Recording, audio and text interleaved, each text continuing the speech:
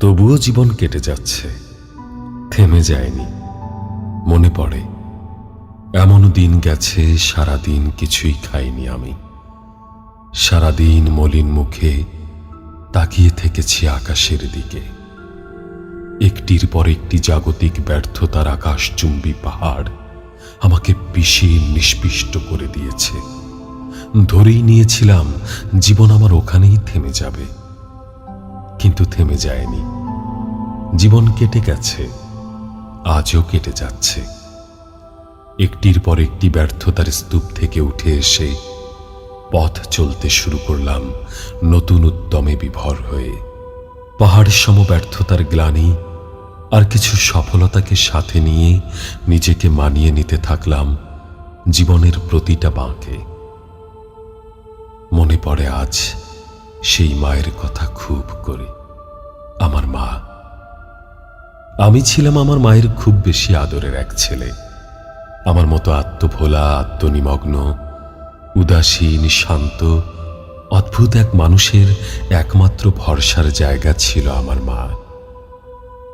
মায়ের মমতা মাখা শীতল হাতের স্পর্শ আজও আমার মনে পড়ে খুব করে। জীবন আমার আজও কেটে যাচ্ছে। আমি এখন বলতে গেলে জীবনের মধ্য গগনে, জীবনের নানা চরাচরে এসে শেষে জেনেছি জীবন একটা প্রবহমান স্রোতবহা নদীর মতো। স্রোতবহা নদীতে সর্বদা স্রোত খেলা করে, এবং এই স্রোতী নদীকে পাহাড় চূড়া, পাহাড় তলি, উঁচু নিচু শিলাস্তর, চড়াই উতরাই, আঁকাবাঁকা খাতে সর্বদা সচল রাখে। নদীর গতিকে কখনো স্তব্ধ করে দেয় না, এবং সুদীর্ঘ বিচিত্র পথ অতিক্রম করে নদী তার সমস্ত অস্তিত্ব বিলীন করে দিয়ে একসময় মিশে যায় সমুদ্রে। জীবনে যতই থাকুক ব্যর্থতা, ঘাত প্রতিঘাত, হাহাকার, না পাওয়ার ধুধু বেদনা, বেঁচে থাকার তৃষ্ণা কখনোই নিঃশেষ হয়ে যায় না।